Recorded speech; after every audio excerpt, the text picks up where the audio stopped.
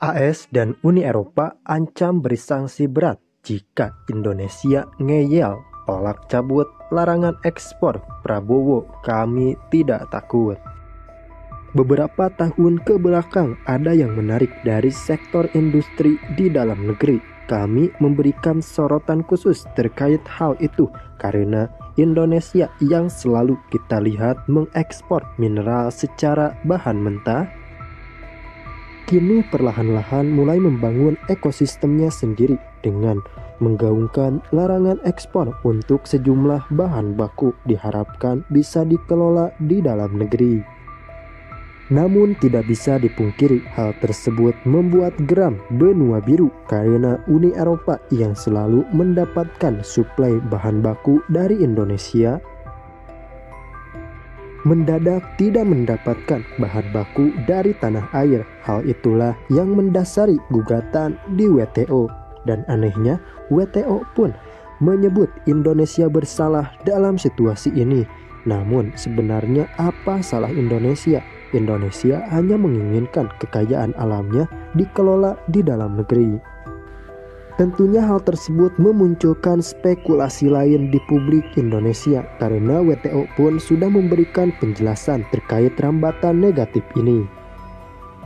Namun tentunya kita sebagai warga negara Indonesia yang menyaksikan secara langsung progres hilirisasi ini bertanya-tanya, kenapa program strategis ini mendapatkan banyak jegalan dari pihak asing, mulai dari Uni Eropa, IMF hingga pengucilan dari Amerika Serikat menyebabkan hal ini semakin terhambat. Bahkan Indonesia disebutkan sudah mengalami kekalahan dalam gugatan pertama. Ini artinya Indonesia sudah mendapatkan peringatan keras dari Organisasi Perdagangan Dunia. Maka dari itu, kali ini Indonesia tengah berada ancaman sanksi berat terkait hilirisasi. Namun, tampaknya Presiden terpilih Republik Indonesia, Prabowo Subianto, menolak menggubris hal tersebut. Prabowo malah semakin memfokuskan diri untuk membangun hilirisasi di dalam negeri. Presiden terpilih Prabowo Subianto memang secara terang-terangan akan melanjutkan program ini karena program ini terbukti manjur untuk permajuan ekonomi di dalam negeri. Namun jangan salah paham dulu, Indonesia menyetop ekspor mineral mentah ke benua biru dan benua-benua lainnya di dunia. Namun Indonesia tidak menutup diri dari segala ajakan kerjasama.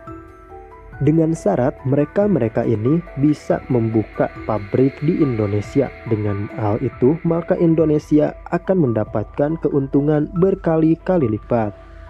Namun tentunya Uni Eropa maupun pihak lainnya harus merogoh kocek lebih dalam lagi untuk berinvestasi di dalam negeri. Dan hal tersebut sudah dilakukan oleh Cina.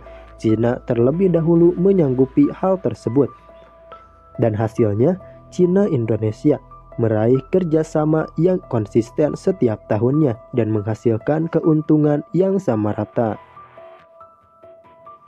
Artinya Indonesia dan Cina sama-sama mendapatkan keuntungan dari masing-masing kerja keras mereka dan tetap pada bisnis yang sama, yakni bisnis sektor industri hilirisasi. Hingga saat ini berita ini diterbitkan, kami belum mendengar kabar bahwa Uni Eropa akan berinvestasi dalam bentuk smelter di dalam negeri. Dan hal tersebut justru membuat Uni Eropa menanyakan kembali, memfollow up kembali apakah Indonesia akan melepaskan ekspor mineral mentah ke Uni Eropa. Dijawab langsung oleh pemerintah Indonesia melalui Menteri Perekonomian, tidak akan. Karena kami masih berpegang teguh terhadap undang-undang hilirisasi di dalam negeri. AS dan Uni Eropa ancam beri sanksi berat jika Indonesia ngeyel tolak cabut larangan ekspor Prabowo, kami tidak takut. Beberapa tahun ke belakang ada yang menarik dari sektor industri di dalam negeri. Kami memberikan sorotan khusus terkait hal itu karena Indonesia yang selalu kita lihat mengekspor mineral secara bahan mentah, kini perlahan-lahan mulai membangun ekosistemnya sendiri dengan menggaungkan larangan ekspor untuk sejumlah bahan baku diharapkan bisa dikelola di dalam negeri. Namun tidak bisa dipungkiri hal tersebut membuat geram benua biru karena Uni Eropa yang selalu mendapatkan suplai bahan baku dari Indonesia mendadak tidak mendapatkan bahan baku dari tanah air. Hal itulah yang mendasari gugatan di WTO. Dan anehnya, WTO pun menyebut Indonesia bersalah dalam situasi ini. Namun sebenarnya apa salah Indonesia? Indonesia hanya menginginkan kekayaan alamnya dikelola di dalam negeri. Tentunya hal tersebut memunculkan spekulasi lain di publik Indonesia karena WTO pun sudah memberikan penjelasan terkait rambatan negatif ini. Namun tentunya kita sebagai warga negara Indonesia yang menyaksikan secara langsung progres hilirisasi ini bertanya-tanya, kenapa program strategis ini mendapatkan banyak jegalan dari pihak asing, mulai dari Uni Eropa, IMF hingga pengucilan dari Amerika Serikat, menyebabkan hal ini semakin terhambat. Bahkan Indonesia disebutkan sudah mengalami kekalahan dalam gugatan pertama. Ini artinya Indonesia sudah mendapatkan peringatan keras dari Organisasi Perdagangan Dunia. Maka dari itu, kali ini Indonesia tengah berada ancaman sanksi berat terkait hilirisasi. Namun, tampaknya Presiden terpilih Republik Indonesia Prabowo Subianto menolak menggubris hal tersebut. Prabowo malah semakin memfokuskan diri untuk membangun hilirisasi di dalam negeri. Presiden terpilih Prabowo Subianto memang secara terang-terangan akan melanjutkan program ini karena program ini terbukti manjur untuk permajuan ekonomi di dalam negeri. Namun jangan salah paham dulu, Indonesia menyetop ekspor mineral mentah ke benua biru dan benua-benua lainnya di dunia.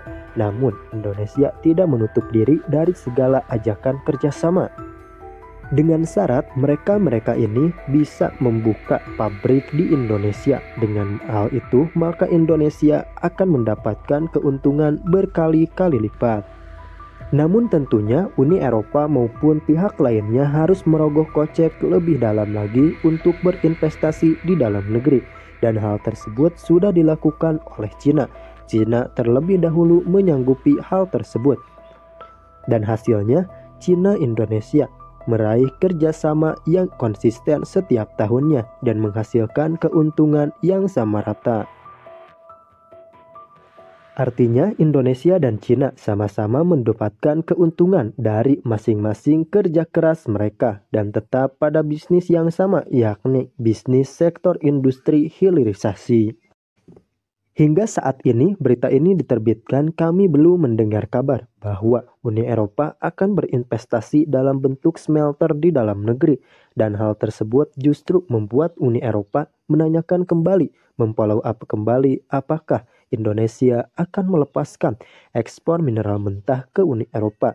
Dijawab langsung oleh pemerintah Indonesia melalui Menteri Perekonomian, tidak akan, karena kami masih berpegang teguh terhadap undang-undang hilirisasi di dalam negeri.